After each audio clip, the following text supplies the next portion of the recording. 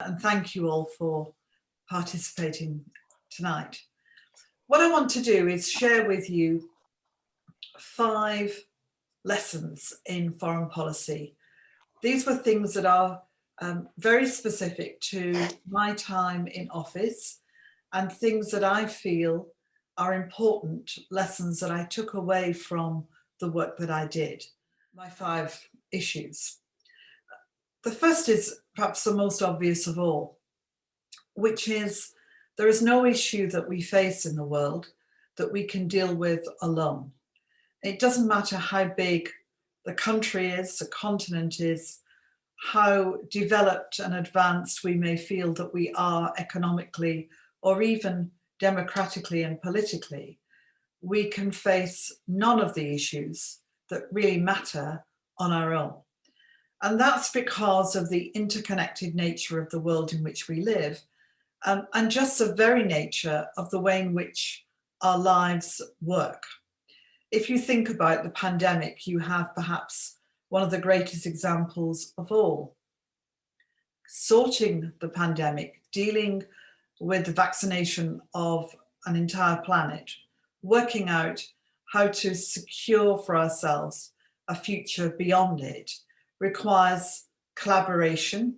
It requires us to work effectively together, regardless of how individual nations tackle specific aspects of the pandemic, be that test and trace, vaccinations, and so on. Resolving the issues of the pandemic and the things that arise from it require us to collaborate. It's especially true on the biggest issue of all, which is climate change, and the need for the world to come together to tackle what is happening to our planet and ensure that we make a future for everyone that is going to be sustainable. It matters that everyone plays their part, but it's not enough for individual nations to do something without working collaboratively with others and persuading them to tackle this as well. It's also true, of course, in terms of building the economies of nations. If you think about how economics works, then you know the value and importance of trade, the vitality of nations being able to trade, import and export. It's why it was such a big part of the discussion over Brexit, and it's also why it's a big part of the discussion across the Atlantic. It really matters that when we think about foreign policy, we recognise that although it is a domestic question as much as a foreign policy question, we do foreign policy as part of our response to the question, how do you provide the best for your people if you are a government? You do that by ensuring that they can live, work, travel, enjoy, and develop their lives in safety and security and with the greatest opportunity. And that means working out the best trade deals, working out the best opportunities for collaboration. And as university students, you know better than any about this. Some of you will have come from different countries to London to study. Others of you will have come from different parts of Britain. Some of you have come down the road, as it were, to come to UCL from parts of London. Whatever you're doing, you are collaborating with others from across the world in order to get the best possible education. It really matters that we understand that. Whatever the political drivers and however much things domestically seem to be done independently and separately and as one nation, we are all collaborators because we need to be in the context of how we develop foreign policy in the best possible way. And that's done in 2 different ways. The first is the kind of formal setup. The United Nations is perhaps the biggest example, where people come together representing their countries to debate and try and answer some of the big questions. Difficult organisationally, but vital in terms of being able to address some of the big questions. It's true of the European Union, even though Britain is no longer part of it. The remaining 27 nations work together to try and tackle issues that affect their continent.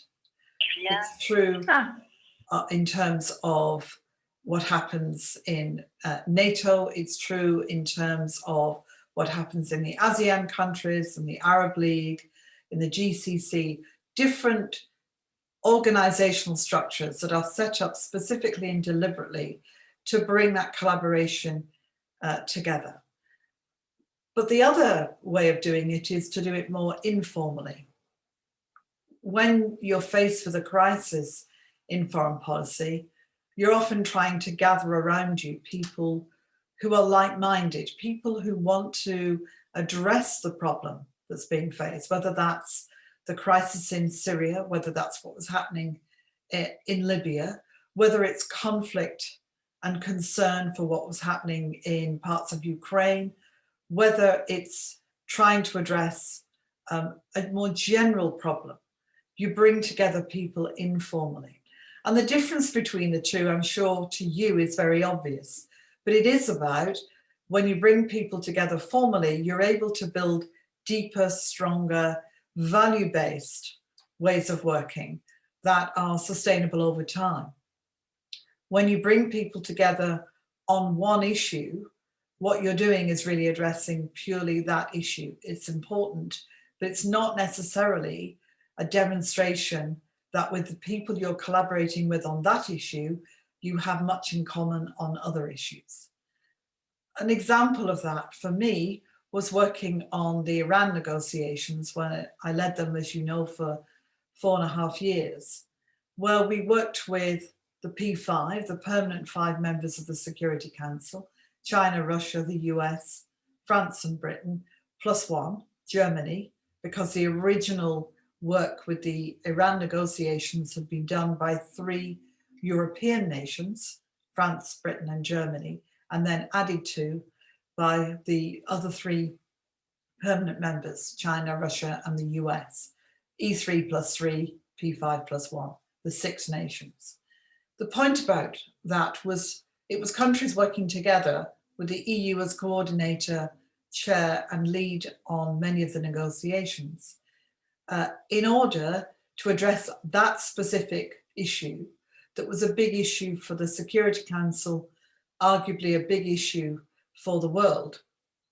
But it did not mean that we were joined together on other issues. At the same time as we were discussing the Iran negotiations with Russia, we were deeply concerned about what was happening in Ukraine and taking sanctions against Russia for its part for what it had done in terms of the taking of Crimea and the invasion of eastern Ukraine. So you had that very particular set of negotiations where people could work together. So point number 1, we need to do things together. You can't do things alone. Issues are too big, too important, I would argue, and need to be tackled together. There are different ways of doing that, of which the most obvious are through mechanisms that you join and drive as part of the values and ideas that you have, or you come together informally, the friends of, the contact group for, the groupings that address a particular problem where you're focused on that as the key issue. The second thing I learned was in doing all that, you had to think of what I called about a comprehensive approach. When you think about a problem, it often manifests itself on the issue that you are most aware of. There's a kind of manifestation in some way. And an example of that, which is not an issue that we focus on very much at the moment, but when I began in my role as High Representative, was the number 1 issue that we were facing, which was piracy off the coast of Somalia. At that point, we had a whole number of ships. I think in 2010, 127 ships were attacked, 47 of them were taken, and the crew held hostage in many cases. This was a huge area where shipping crossed the basin across from Somalia. This was a huge area where global trade took place. And it was a huge area where the World Food Programme was delivering food to the poorest in our world. And we were deeply worried about whether we were going to find that food supplies were completely disrupted, and the growing cost on trade, because people were more reluctant, understandably, to participate as members of the crew of ships going across that part of the world. The pirates were often young men, teenagers in many cases, and they were operating increasingly in sophisticated ways because they were being encouraged to go to sea and try and capture a ship on the promise of thousands of dollars in reward, as opposed to trying to find work in a country that had been in civil war for 20 years, where there was no government, where there was chaos, and where Al-Shabaab, operating an affiliate to Al-Qaeda, was creating chaos within the country. And so it was very obvious that we couldn't just tackle the problems of piracy at the sea, because the reason we had the problem lay on the land. And what that means is you have to think completely comprehensively about how you are going to resolve that, from how do we provide occupations for these young men? How do we make sure that we support the capacity of a then very fledgling government to be able to grow? How do we try and support communities to give them healthcare, education, and so on? How do we provide government with the means to be able to have a justice department to be able to deal with piracy? And if we are tackling it at sea, what do we do with the pirates that we capture? How do we make sure that imprisonment, when appropriate, is in proper, well thought out facilities where rehabilitation and skills and all of the things that we would want these particularly young men to acquire is part of what they get? How do we help, in other words, a country back from the brink into being able to function? And it takes you very quickly into a whole range of different activities. One of the programs that the government ran, which we were pleased to support, was simply called Give Up Your Guns and Go to School.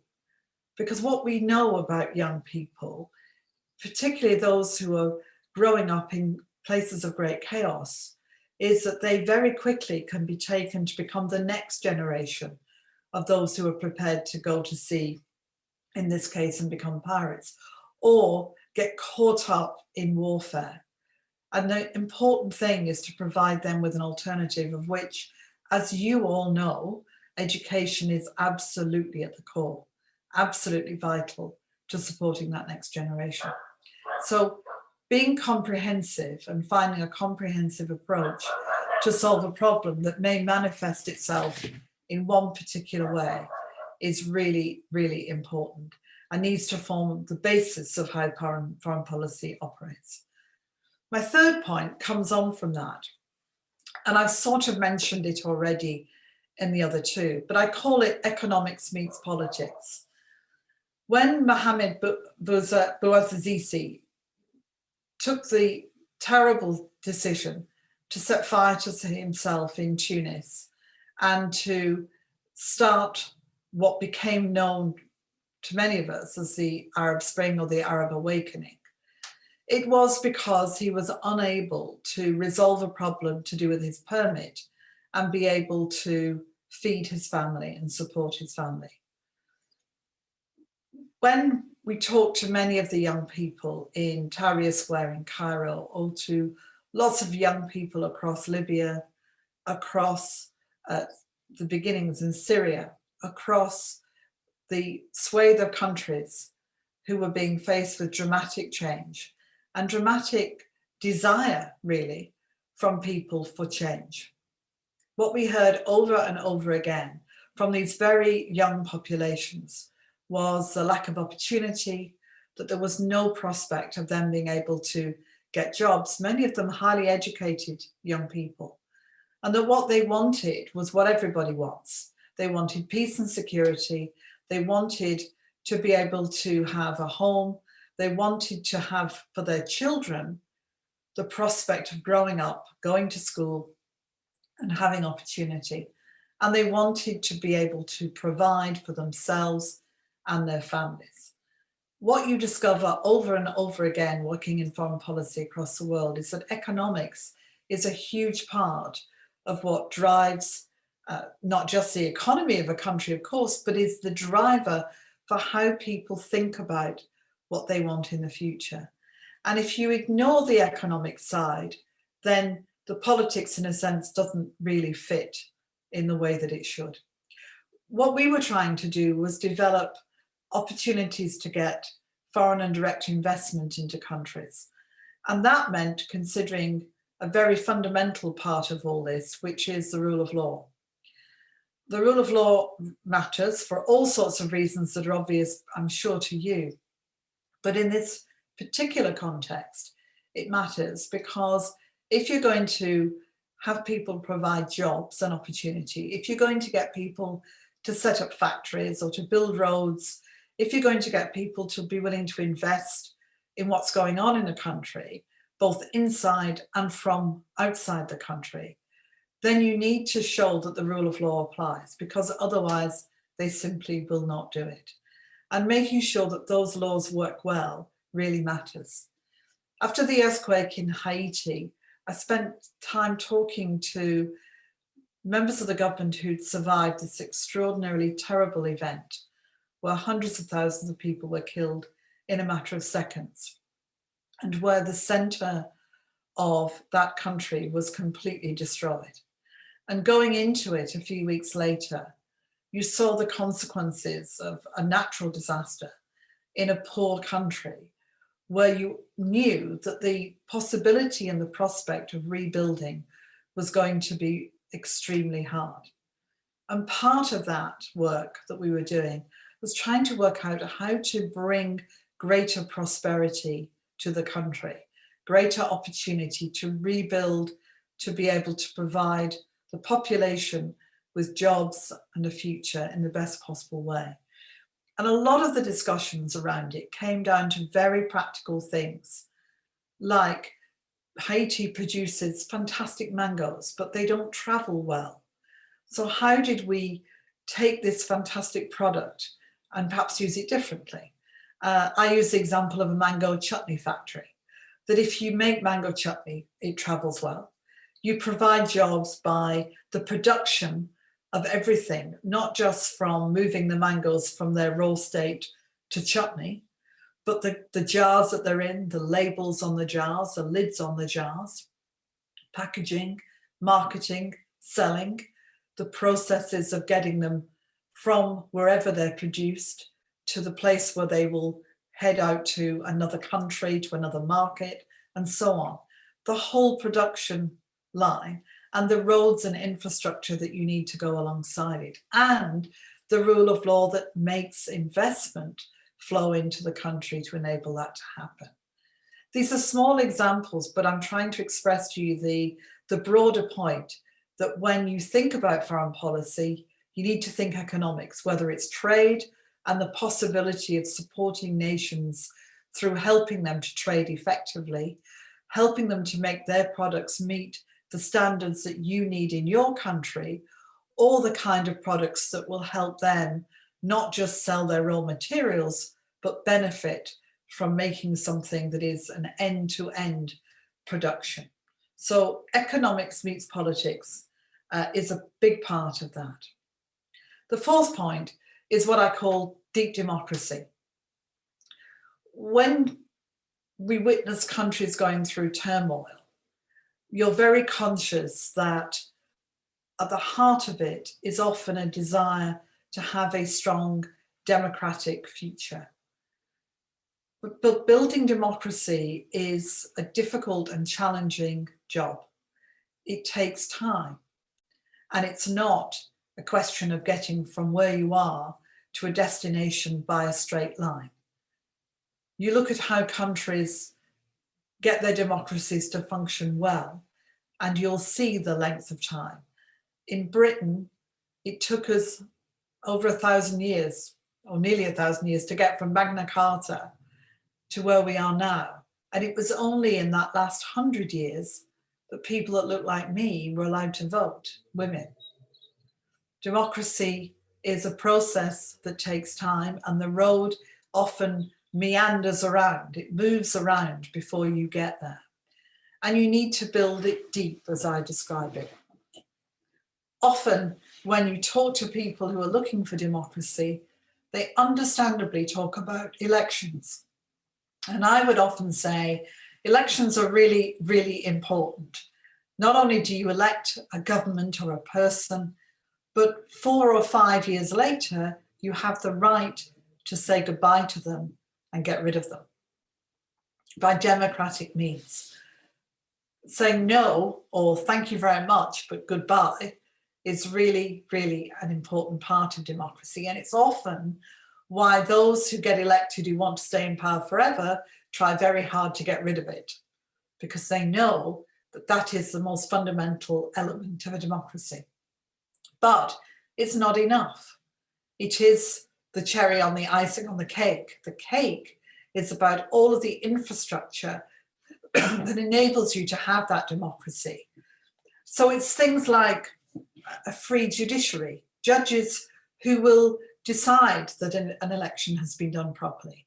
It's about police officers who work for you as the people, not who terrorize or intimidate you. It's about a free press.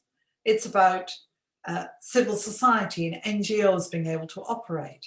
It's about political parties being able to develop and put forward their ideas in a free and fair way.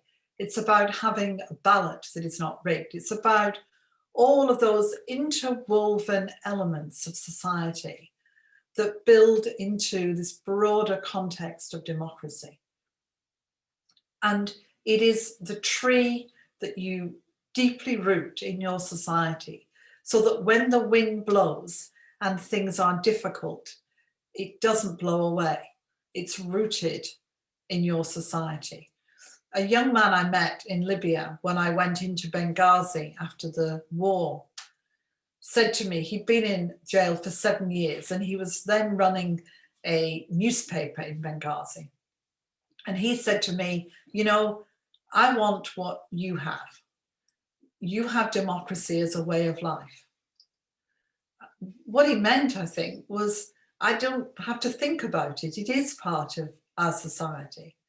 We have a parliament, we have systems, we may have governments we like sometimes or I don't like other times. We may have people we think are extremely good, but we have a system that works. But it's built on this interwoven capacity of all of the different institutional frameworks coming together. So building deep democracy really, really matters to me.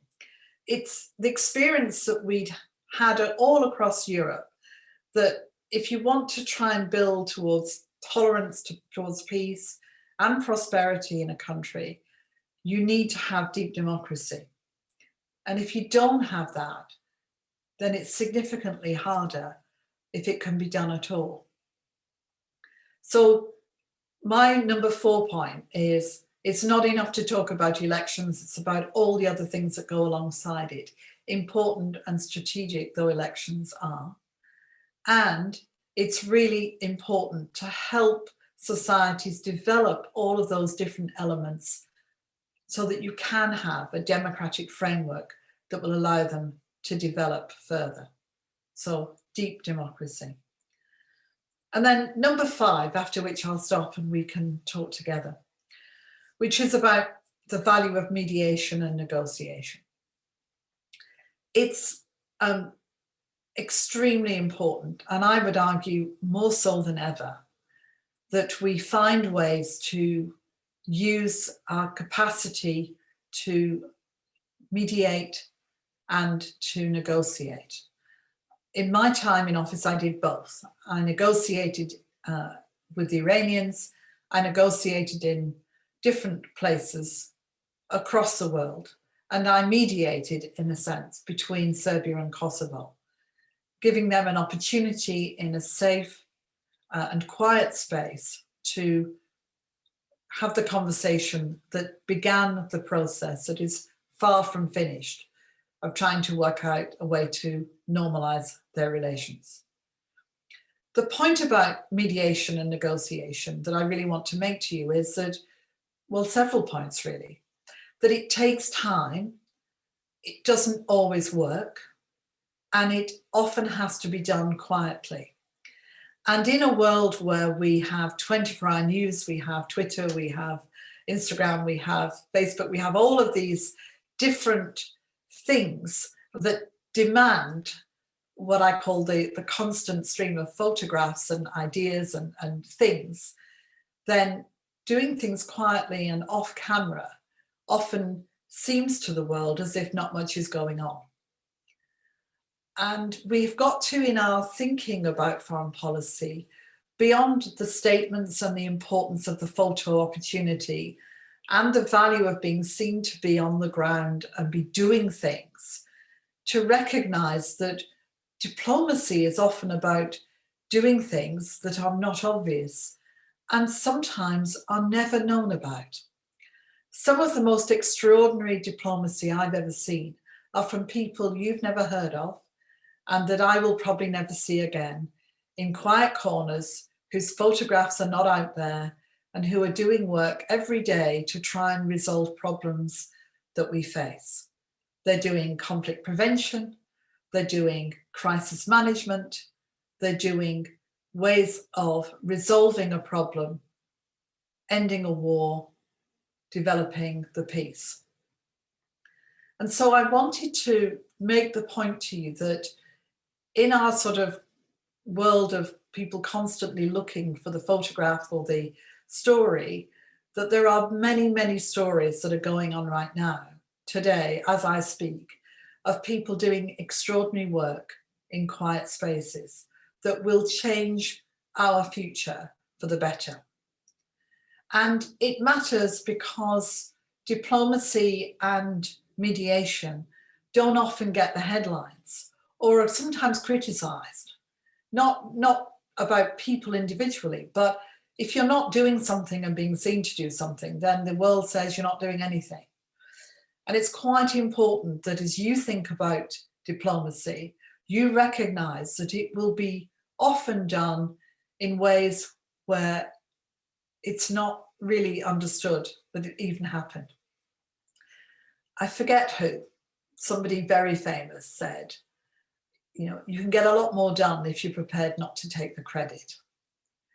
And I think if there were a phrase that sums up diplomacy for me, it's that.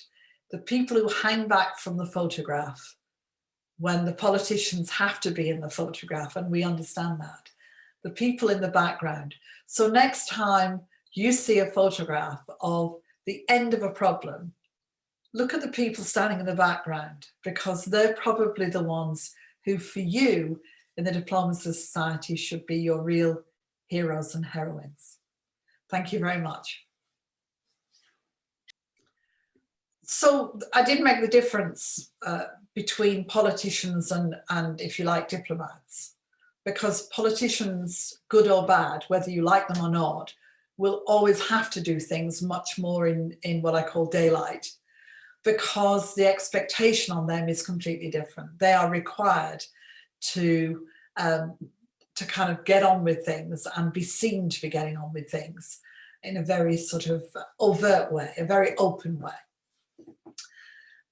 Having said that, I thought it was a mistake to rip up the JCPOA, the Joint Comprehensive Plan of Action with Iran, because it was a foundation that meant you could have confidence that there was no prospect of Iran building a nuclear weapon, that the inspection regime in place, the agreements that were being held to, meant that in this period, there was no prospect, and gave you a base on which to build other agreements. I've often said it was never meant to be the only agreement with Iran, but it was when we began the negotiations that I was involved in, it was like a big rock, a big boulder in the doorway to dealing with many other issues of deep concern, especially in the region, about what Iran was doing. But the first and most pressing issue was to make sure that they did not become a nuclear weapon nation. And so we had to get that rock, that boulder out of the doorway in order to go and deal with the other issues of enormous importance with Iran. So because it was never meant to be the only agreement, it was a basis on which to build. And removing it or taking America out of it simply meant there was no agreement.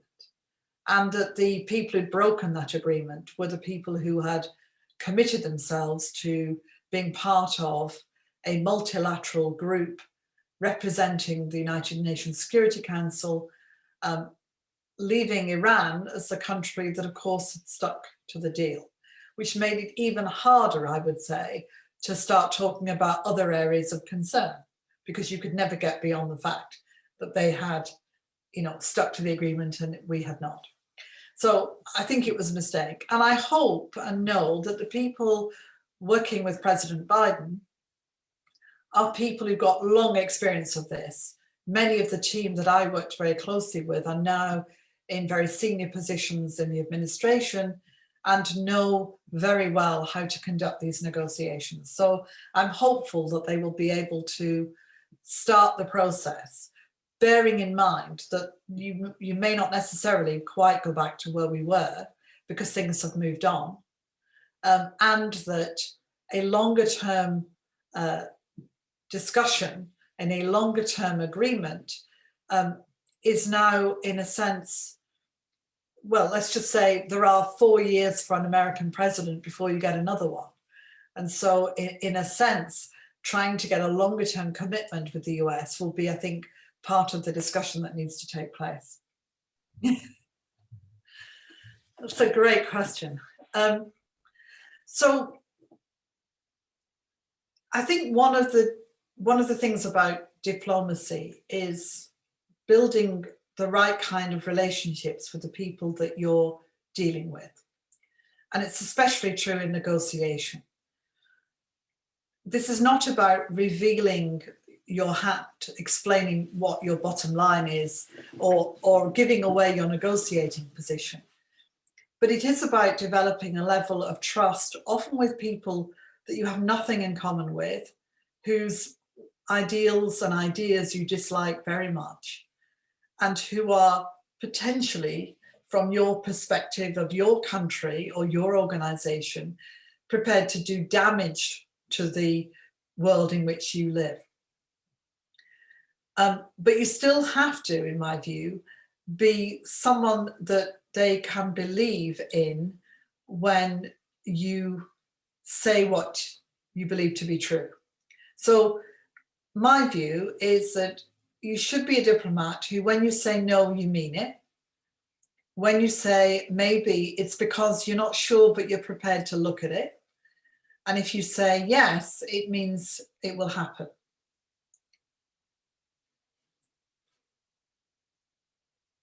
It's a really important issue, and I'm pleased to say, has become more important. It's higher up the agenda in diplomacy. And it's an issue to do with a whole community of people who we should be really concerned about, because although I don't obviously follow in the detail I did, we know that they are being treated badly and that we should be deeply concerned about them.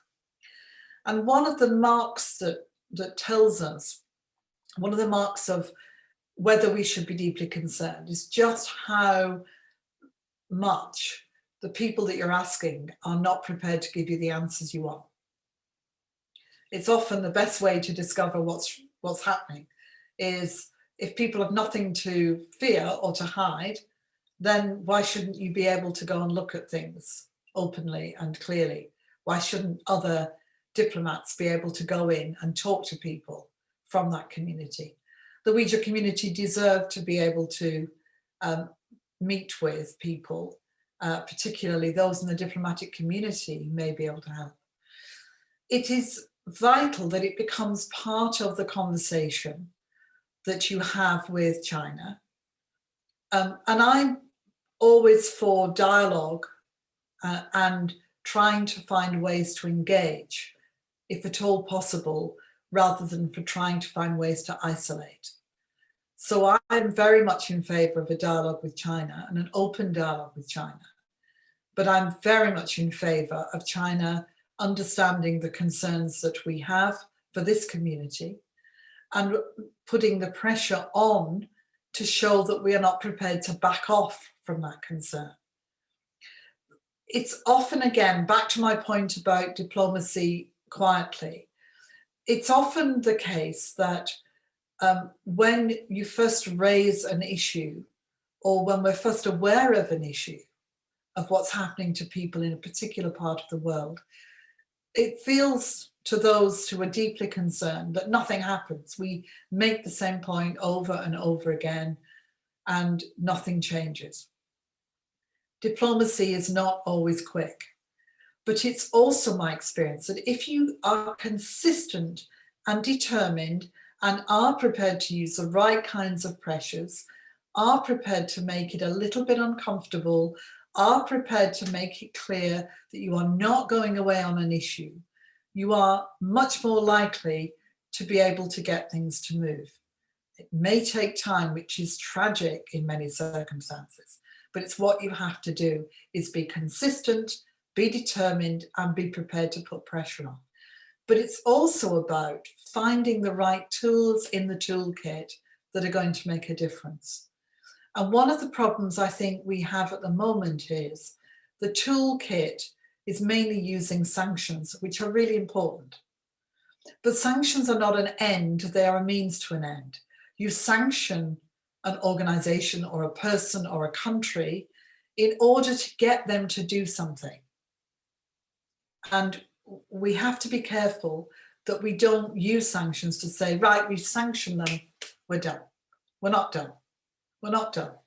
Because they may find a way around the sanctions, because they may not do other than make them pause. So addressing what else we can do to keep the pressure on while engaging, I think is going to be one of the big challenges for diplomacy in the future. Well, Philip, it's a really big question. And, you know, the Non-Proliferation Treaty, which is the treaty that many countries, most countries have signed up to. North Korea is the only country that's ever left it. And there are one or two who've not signed it. But the Non-Proliferation Treaty has as its objective, ultimately, disarmament. And I don't think we should shy away from wanting that to be our ultimate objective, even though you are completely right in thinking, if you look at the world right now, that seems much further away than possibly at any other point. I think what we're going to see with the Biden administration is a bigger push to try and get back some of the bilateral agreements with Russia, which are important.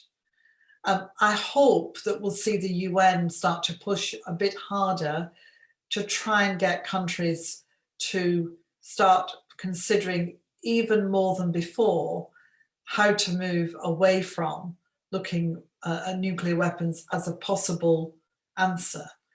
And just to say that one of the elements of trying to deal with the Iranian nuclear program was a complete understanding on our part that if Iran to get a nuclear weapon, then other countries in the region would also look to do the same, whether homegrown or purchased. And you would start to have a region that can be volatile with even greater numbers of nuclear weapons. We've also got to look at how to persuade countries that giving up their nuclear weapons in a properly thought out way is a positive thing to do. And there are countries in the former Soviet Union that did give up nuclear weapons. Kazakhstan is a good example of one where they would argue that this has positioned them in a better place than they were before. But there are some who look at what happened in Libya or in Ukraine and say, well, would that have been different if they'd been nuclear armed? The answer is no, but it might have been more dangerous. And so we've got a lot more to do about getting the narrative that needs to go alongside it, and being proud of the fact that we have an objective of wanting to tackle nuclear weapons properly, reduce numbers, reduce tension, make sure that we don't get rogue states or organizations with nuclear weapons. And really, again, back to diplomacy, and if need be, other means, trying to work out what we do about places like North Korea with their nuclear arsenal, about the concerns we might have about countries who have nuclear weapons and who are showing signs of increased aggression, albeit low level, albeit not at all connected to nuclear warfare in any way. But what's been happening on the border with India and China, India-Pakistan is always an area that we are concerned about, and so on. So the more that we can help support countries not to go to nuclear weapons, and the more that we can try and get back to the kind of discussions on disarmament that we had before, the better.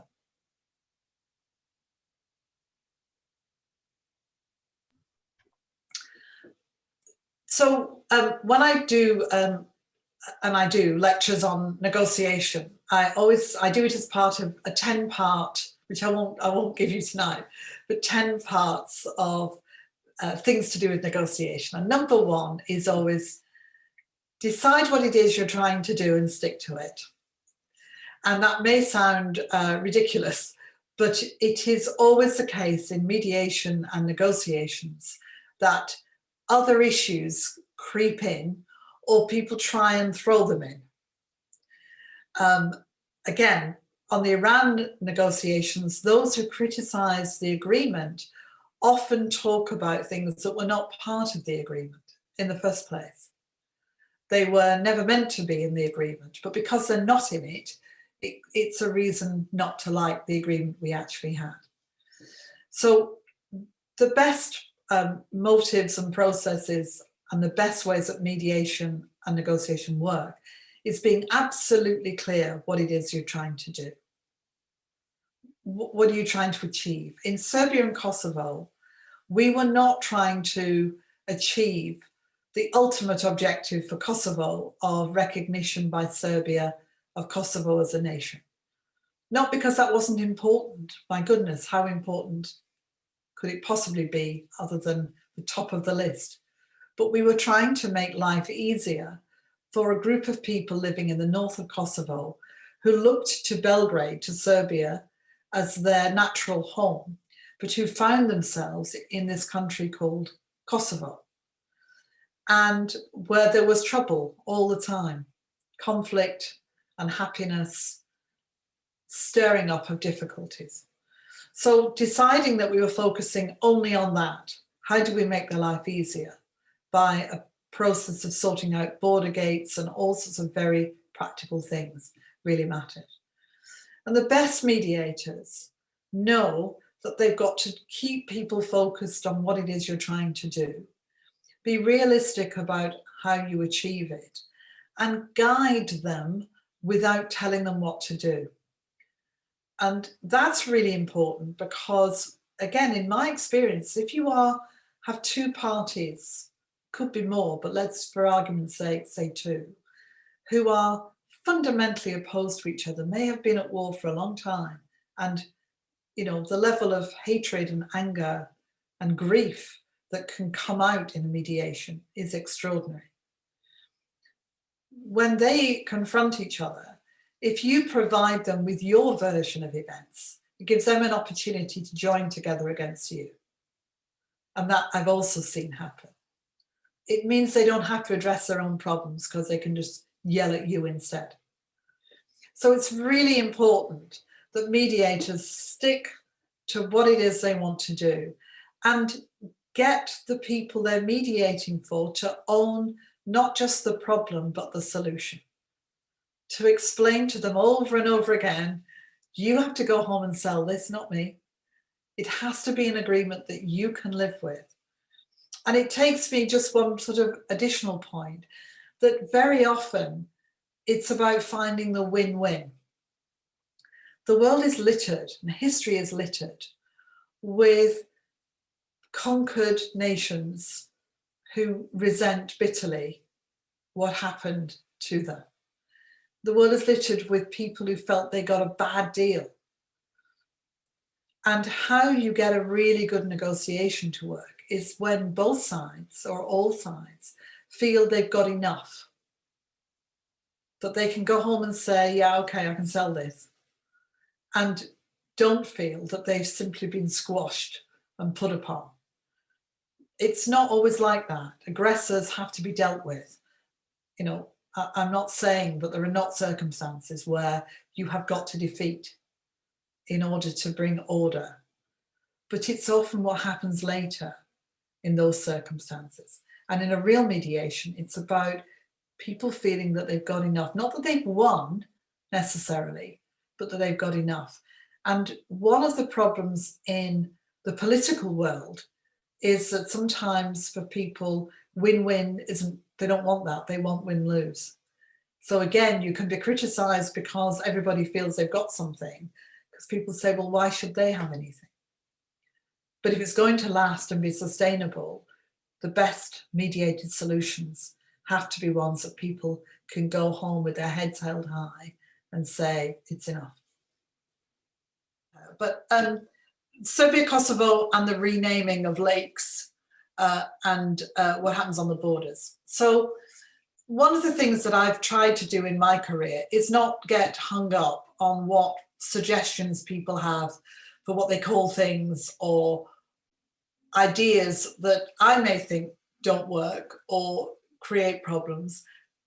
Rather, give them the space to try them out. And again, a really important role of a mediator is not to jump in and say, oh, that's really stupid, don't do that. It's to say, okay, well, let's talk about it. And you have to find opportunities for them to, what we would say, fly a kite or try out an idea, to do something that is, in your view, that's never going to work, but the conversation they have with each other might lead them to something that could work. In other words, I think some of this stuff is important. I think, of course, borders are really important. But actually, the ideas that we would all leap upon and say, that's not going to work, well, of course it won't work. But it needs to be talked about, not just squashed. So there is a really, really significant and important part of this, which is to be open-minded enough that when they come up with an idea, you find a space where they can at least talk about it. Because if it's a bad idea, the other side will never accept it anyway. And you have to also respect a fundamental point about being a mediator, which is you are mediating their decisions. You are not deciding for them. You are the guardian often of the law. You are the guardian of what is acceptable outside. You are the guardian of making sure that one is not being bullied by the other, say, and that the process is fair. But if they come up with a solution that fits international law, that works for them all, that you don't like, that's not your business. So if one of the consequences of an agreement is that they want to call a lake something after somebody, who cares?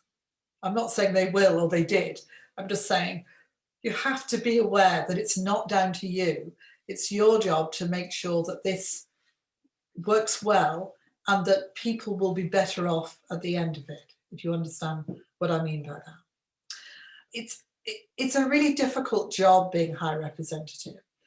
You have 27 countries, all with very different views. And often you have a great advantage that when the 27 foreign ministers come together, on any issue, you will find a country that has good experience or history or knowledge of that issue. But if you are a country in the Mediterranean, your issues are different to a country in the far north of Scandinavia, or a country that is sitting right next to Russia. And your priorities are different. So you will find, or as I found, that I managed to get agreement. We met 50 times as a Foreign Affairs Council. We never voted. We always found agreement. But it was often challenging because people had different views and different expectations. So if you're going to go into a difficult place in a difficult time with a Foreign Minister, Sergei Lavrov, who I've met many, many times, who is challenging at times, then it's going to be a complicated thing at the end. There will be people who say you should never have gone, whatever the outcome. There'll be people who say you shouldn't have gone because of the outcome. There'll be people who say you should have gone, it was right to go. And there'll be people who say, yes, it was right to go, but you didn't do enough. And the question is, how does it fit into a broader strategy for what you do? And so I think what I see happening is Joseph Borrell talking to the Parliament and explaining why he went and where this fits in. Because as well as the 27 countries, he has a whole Parliament, many of whom have long foreign policy experience and some of whom have very strong views and will exercise them. So of the hundreds of MEPs, 70 saying you should resign, well, at any given time, on any given issue, there'll be some who think you're doing the wrong thing. So I will never criticize my successors because I know just how tough the job is. And you have to make the decision you think is the right one at that moment. And he believed it was right to go and right to engage. And what they were complaining about was a snapshot of a press conference rather than knowing really what had gone on in the entire visit. So that would be my view. And in general, engagement is better than not. Most of China's financial aid is loans rather than grants. It's worth bearing in mind. So they do expect to be paid back. And many aspects of China's financial aid require China to send the people who are going to fulfill the contracts, rather than it being about developing the people on the ground from the countries who are engaged. So there are differences. And China has done a lot of work. For example, in Africa, it's built some amazing buildings. It built, I think, the African Union headquarters and so on.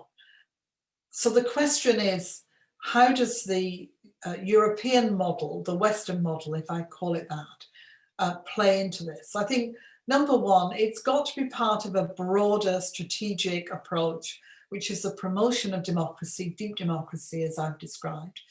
A recognition that we do expect nations to do what they do for the benefit of the people. This is not about doing something that may benefit the individual leader, for sure, or the government, or simply one bit of the population, but trying to get them to do things that are going to be for the benefit of all, whether that's a road network, whether that's education facilities, whatever it is. And I don't think we should shy away from putting human rights at the front of what we do. I've always said, for human rights to apply to you, you simply have to be human. There are no other criteria at all, at all. And we should not shift from that position at all. And that means we have to be, willing to say, you can do, the way forward, the way that will build a better society has got to be in support of human rights. And I think it goes back to the question we had really right at the beginning about being prepared to challenge countries where that is not part of what they do themselves, nor indeed what they want from others, and try and beef up and support and strengthen our own strategies for how we make human rights and what happens to people a core and fundamental part of the agreements that we have with the rest of the world.